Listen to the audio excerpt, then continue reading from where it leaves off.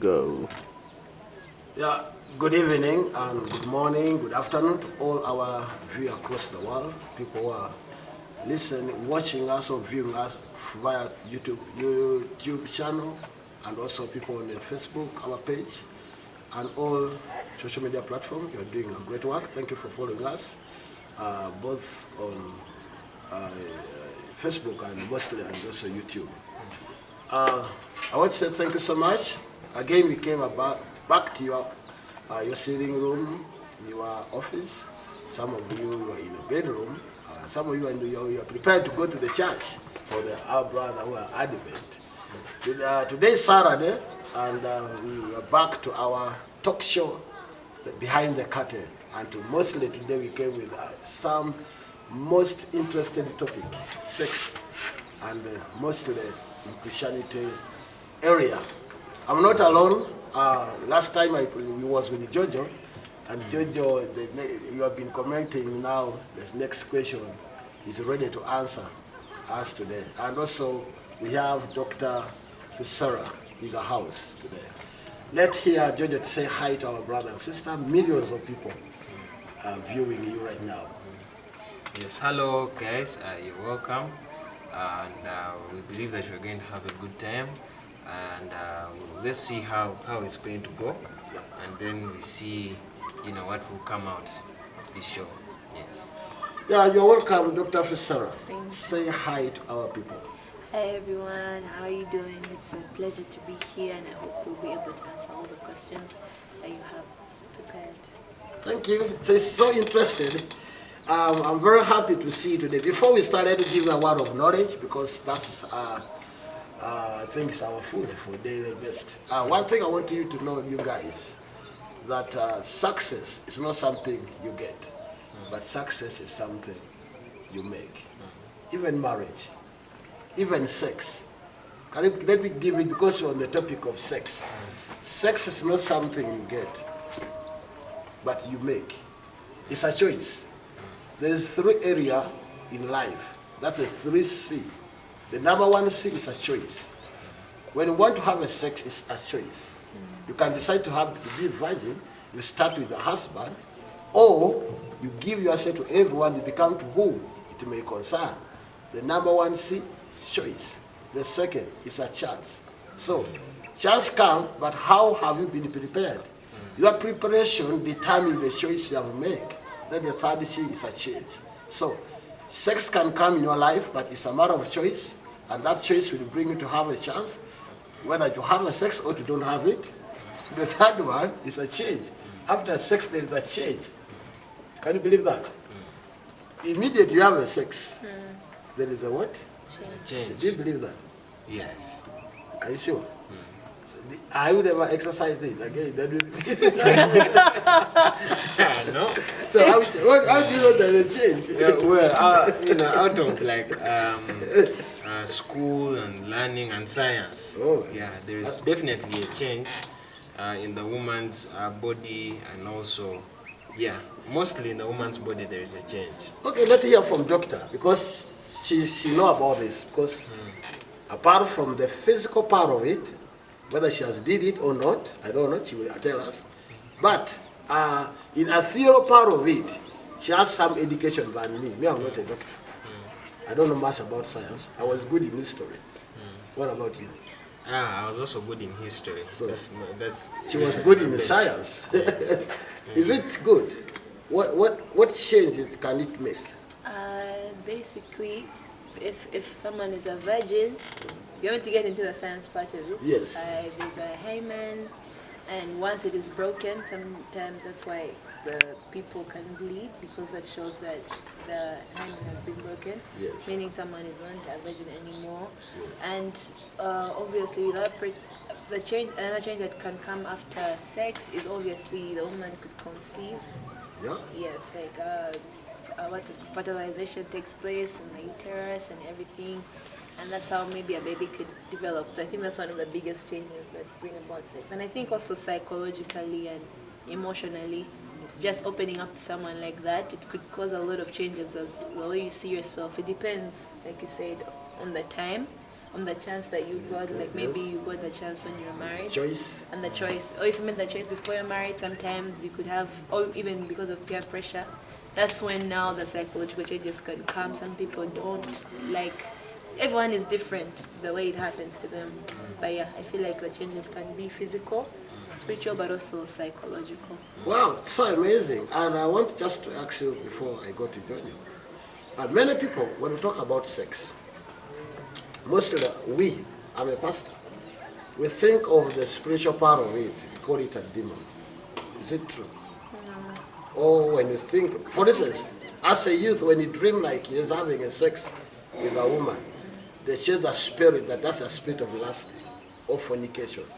Is it true? Well, scientifically, there's something called wet dreams, and they're very common in adolescents. Yes. From that age of being a child and not knowing anything to the age whereby now you have these changes in your body. And I think the way where dreams come, it comes, I think, from, as you know, adolescents, how they can be. They could be thinking about different things. Maybe he saw something, or maybe he has been thinking about someone. Sometimes those dreams are unintentional. I mean, you guys have all been there. I know for a fact you guys can deny. But now the question is it demonic, as people call it, is it a demon or is it not a demon? I think it can depend. There's a spirit of lust. It's also different from also the natural. So I feel like if you're one person who has been having them consistently, And then it becomes you a could spirit. start praying about it, yes. But when it came once, If it comes once, or if it's innocently, you really didn't know. I mean, it would be good to pray about it, but also getting it doesn't mean like you should just stay there. Just to be safe, you could also pray about it as a Christian. Yes, because it could be misleading. do you believe it now? Yeah, I agree with her. Okay. Yes, But- yeah, it depends. Depends. Yes, but as you said, if it becomes a habit, then there is definitely something behind it, and that it should be dealt with. Because sometimes also, spiritually, there are some beings that can try to mess with your mind and with your life through that experience. So it's just safe to just pray about it somehow. Yes. Before we continue, let us read the scripture, and I will ask for you a question later about this. 1 Timothy, chapter number 4. 1 Timothy, chapter number 4, and verse number 12. It said that do not allow anyone to despise you because you are young, but be an example to them. One, in speech, in approach, and in everything. Now the question is what I want to ask. Paul said, don't allow anyone to despise you, to say, maybe so and so, but be what? An example. In this 4 area or 5 area. One, in your speech. That is what you say. Number 2, what you do. Number 3, how you love people. Number 4, how you believe God. Number 5, how you will always do only what is right. Now, the last part of it is how you will only do what is right. Now the question is, today when you ask Uganda, I think you're Uganda. Yes. Okay. What about you? Me too. In Uganda, they say we have 70% of the people are youth. And out of that, we have almost 40% has HIV almost. Now, what is the cause of the sin of the youth today? Should we blame the parent, the government, or a child himself? What do you think about that? Well, for me, I think all those three have a blame.